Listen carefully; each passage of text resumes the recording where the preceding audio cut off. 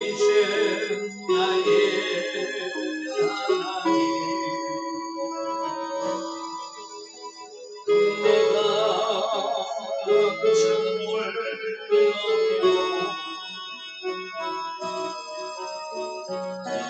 영원히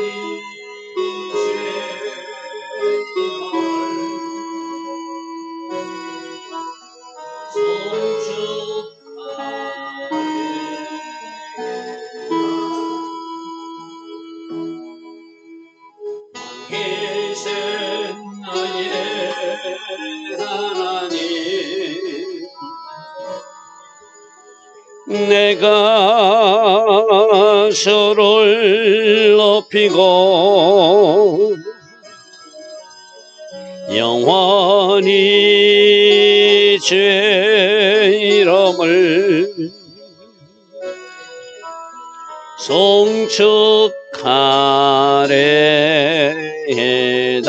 왕이신 나의 예수님, 왕이신 나의 예수님, 내가 주를 높이고 영원히 주의 이름을 송축하래다. 왕이신 나의 예수님, 왕이신 나의 예수님, 내가 주를 높이고 영원히 주의 이름을 송축하래다. 왕이신 나의 성령님, 왕이신 나의 성령님, 내가 주를 높이고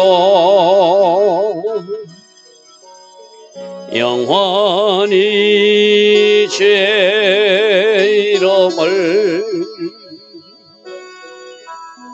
송축하래다.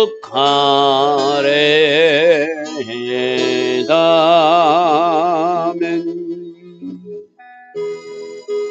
좋으신 아버지 하나님, 복된 주일 새벽입니다. 오늘도 새벽에 일어나 먼저 하나님을 예배하게 하시니 감사합니다.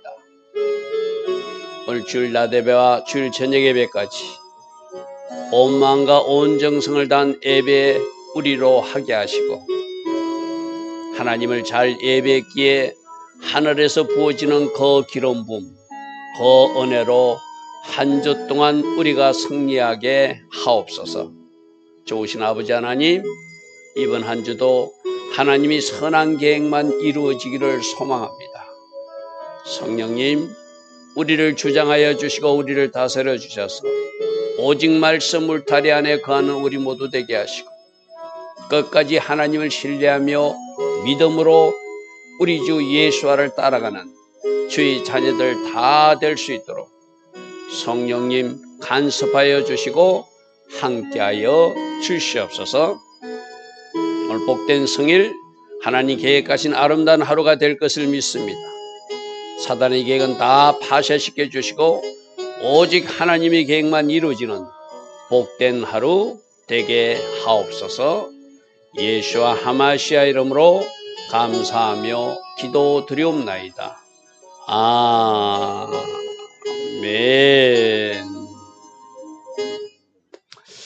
오늘도 새벽에 일어나 하나님을 예배하는 여러분들 축복합니다. 자, 오늘은 열왕기상 2장 26절부터 말씀 보겠습니다. 지금 솔로몬이 왕이 되고 나서 솔로몬의 왕권을 확립하는 일에, 솔로몬 왕이 통치하는 일에 좀 방해되는 사람들, 방해될 가능성이 있는 사람들, 그 한 사람 한 사람씩이 처리되는 모습입니다. 어제는 그 넷째 형 아도니아가 아버지의 그 어떤 간호를 맡았던 후궁 같은 그 아비삭을 구함으로 왕권에 대한 욕심이 있는 것을 알고 그를 처리하는 모습을 살펴보았습니다. 오늘은 그 아도니아난에 동참했던 제사장 아비아들과 요압 장군을 또 어떻게 처리하는지 볼 것입니다. 자, 26절 보니까 왕이 제사장 아비아들에게 이르되 네 고향 아나돗으로 가라. 너는 마땅히 죽을 자이지만 내가 너를 죽이지는 않겠다. 이 아비아들이 제사장이면서 하나님 뜻을 묻지 않고 하나님 계획과 관계없는 아도니아가 반역을 일으키는 그 일에 가담한 사람이죠.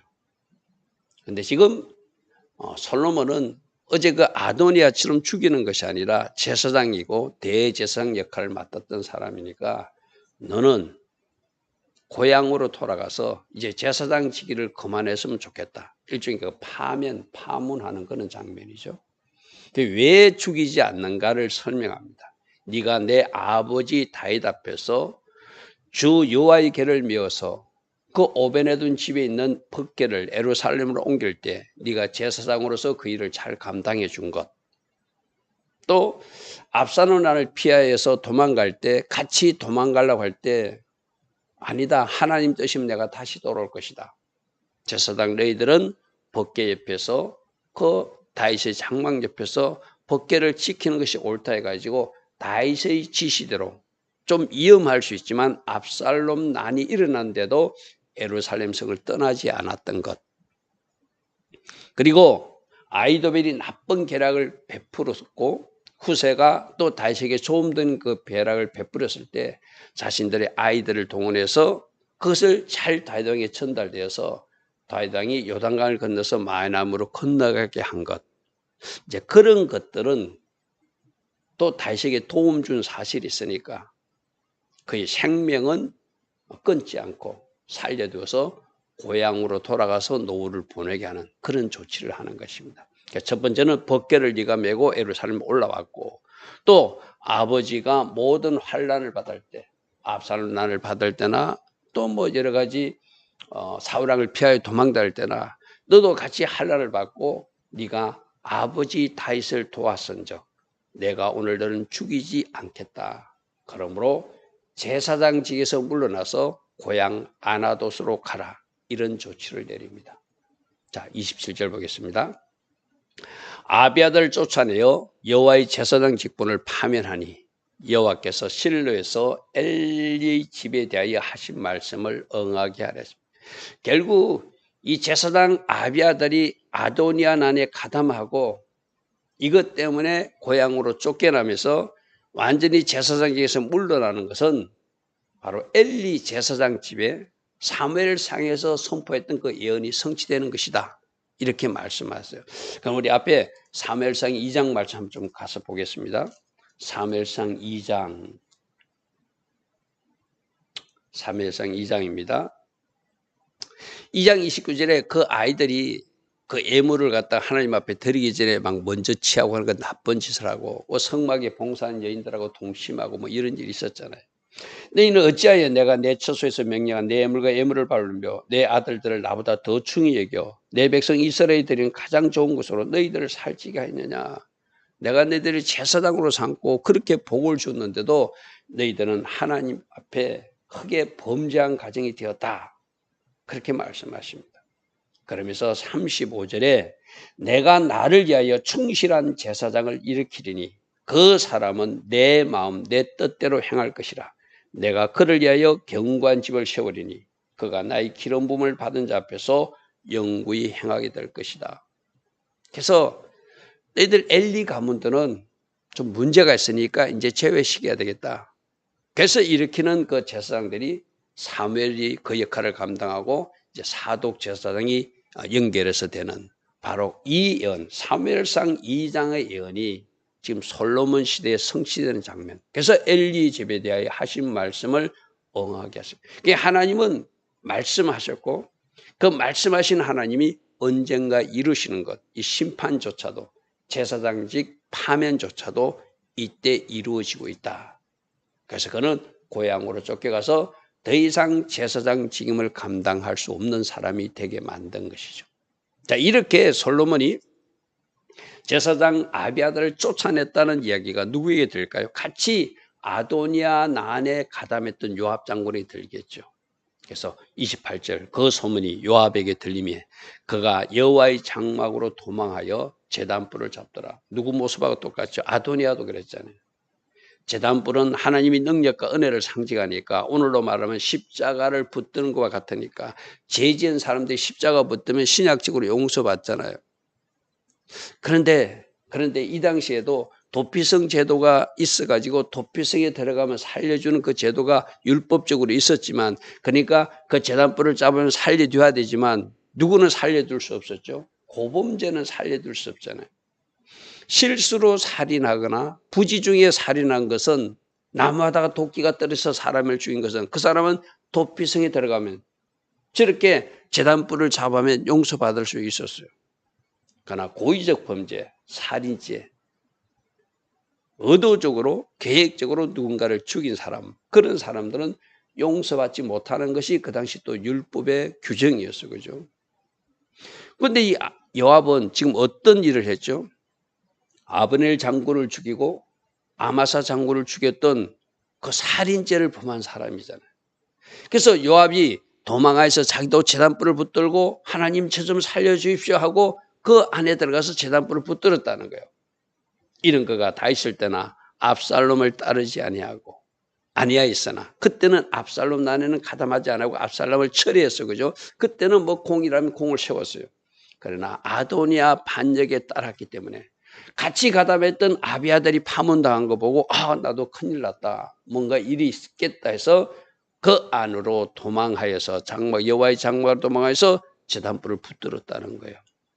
어떤 사람이 솔로몬 왕에게 아뢰되 요압이 여호와의 장막으로 도망하여서 제단불을 붙들고 있습니다 라고 말하니까 솔로몬이 건의대장 브냐냐를 보내어 너는 가서 그를 치라.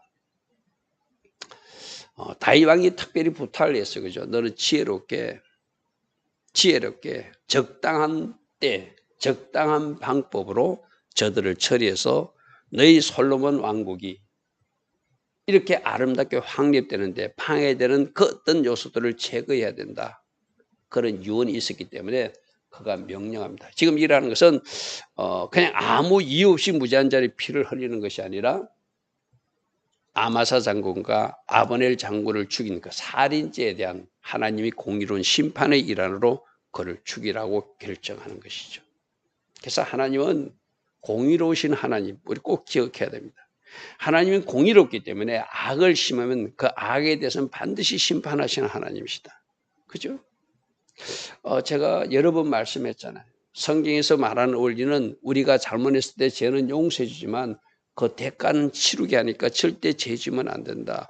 공의로우신 하나님은 공의롭게 심판도 하시고 공의로우신 하나님은 공의롭게 보상도 하시니까 진짜 하나님 앞에서 의로운 삶, 하나님 기뻐하신 삶을 살아내어서 우리는 상 받고 하나님부터 칭찬받는 일을 쌓아가야지. 내 삶에서 개인적 복수심으로 저는 악한 살인 얘기를 한다든지 또 이스라엘 전체가 하나 되기 위해서 다윗 왕은 화해 정책을 폈는데 자기는 자기 자리가 이럴까 봐 자기 자리가 이렇게 위험하니까 자기 그 군대 장관 자리를 지키기 위해서 그 상대 진영을 살인이라는 방법으로 죽여버리는 이런 일들이 요압의 악함이었어. 그죠? 그래서 분야를 보내서 그를 죽이라고 말합니다. 30절. 분야가 여호와의 장막에 이르되 그에게 이르되 왕께서 나오라 하시니라. 거기는 하나님이 성막이니까 법궤가 보관된 곳이니까 그 안에서 피를 흘릴 수는 없잖아요. 이 요압도 그런 생각으로 한 거예요. 내가 비록 살인죄를 범하고 아도니아 난에 가담해서 나를 솔로몬 왕이 치리할 수도 있지만 내가 이 성막 안에 들어와 있으면 장막 안에 들어와 있으면 법궤가 있는 이곳에 와 있으면은 피를 흘리지 아니라고 하는 이 요압이라는 사람이 굉장히 기회주의적인 발상이 있는 사람이고 권력을 추구했던 사람이고 머리가 잘 돌아가는 사람이죠. 쉽게 말해서. 그래서 어느 쪽에 서야 되는지 빨리빨리 섰던 사람이거든요. 이 여호와의 장막에 도망한 것도 바로 그런 일환이었어요. 내가 여기 피하였으면 나를 죽이지는 않을 것이다. 그리고 아도니아도 처음에 살려줬잖아요. 그죠? 그러니까 나도 어쩌면 살릴 수 있다. 뭐 이런 기대치로 도망한 거예요. 그가 대답하되 아니라 내가 여기서 죽겠다. 못 나가겠다. 이 말이죠. 그죠? 번야냐가 돌아가서 왕께 아뢰어 이르되 요압이 못 나오겠다고 거기서 죽겠다고 합니다. 어떻게 해야 됩니까? 하고 솔로몬 왕의 지시를 다시 받으러 왔습니다. 자, 31절입니다. 왕이 이르되 그의 말과 같이 하여 그가 거기서 죽고자 하면 그를 죽여서 묻어주라. 원래 나쁜 짓을 한 사람은 이렇게 죽여서 그 시체를 갖다 이렇게 사람들이 보게끔 매달거나 이러잖아요. 그죠? 그러나 그가 다윗 왕가를 위해서 또 헌신한 부분도 있으니 매장의 그 장례는 치러주라. 매장하는 그 방식은 하면서 애를 갖춰주라 이 말씀이죠. 요압이 까닭 없이 흘린 피를 어떤 죄죠? 아브넬 장군을 죽이고 아마사 장군을 죽인 죄. 또 그 속에는 아도니아 반역에 가담한 죄. 또 다윗 왕의 지시를 무시하고 자기 독자 행동을 한 것. 그런 것이 복합적으로 다 작용해서 지금 공의롭게 하나님이 심판하시는 모습이죠. 나와 내 아버지 집에서 내가 제하리라. 이렇게 함으로써 공의롭게 하나님이 심판하는 것을 이 솔로몬 왕이 함으로써 하나님께서는 공의로운 하나님도 보여주시고 이 다윗 왕가의 짐도 들어주는 그런 역할을 하겠죠. 자, 32절입니다. 여호와께서 요압의 피를 그의 머리로 돌려보내실 것은 그가 자기보다 의롭고 선한 두 사람을 쳤으니 뭐 굳이 그 사람들이 선하다? 이스보셋에 반란에 가입하고 압살을 반란에 가입한 사람이니까 그렇게 선한 사람으로 볼 수는 없어. 그죠? 그러나 지금 성경은 그렇게 그들을 더 선한 사람으로 지금 솔로몬을 통해서 말하고 있어요. 결국 누가 나쁜 사람이? 요압이 나쁜 사람이라는 거죠. 곧 이스라엘 군사령관 넬의 아들 아브넬과 유다 군사령관 에델의 아들 아마사를 칼로 죽였습니다. 아브넬은 자기 동생 복수심으로 죽였고, 그죠? 아마사는 자기 대신 군사령관이 될 그런 자리가 되니까 자기 자리가 뺏길 것 같으니까 시기심으로 죽여버린 그런 것이죠. 이 일을 내 아버지 다윗은 알지 못한 사이에 요압 장군이 독자적으로 자기가 군사력을 가진 자라고 행동해서 이렇게 피를 흘렸으니 내가 오늘 그 피값을 갚겠다는 거예요. 그 당시 구약에는 살인자가 누군가 피를 흘렸으면은 그 살인한 사이 가족들이 와서 그 살인자를 내어달라면 그가 비록 도피성에 와 있을지라도 내어줘야 되는 것이 피해 복수법이거든요. 피해 보수법이라 해서 이에는 이, 눈에는 눈, 살인한 사람은 생명을 빼앗은 사람은 생명을 빼앗는. 그래서 그렇게 규정한 이유가 뭐라고 그랬죠? 네가 누군가를 죽이면 네 생명을 잃을 수도 있으니 죽이지 말라는 이야기고, 네가 누군가의 눈을 다치게 하면 네 눈도 다쳐야 되니까 눈 다치게 하지 말라는 이야기고, 네가 누군가의 이빨을 뽑게 되면 네 이빨도 뽑히게 되니까 그 일을 하지 말라는 것이 강조점이라고 그랬어요. 그죠? 살인하지 말라, 남을 해하지 마라, 그 말이라고 했어요. 그죠?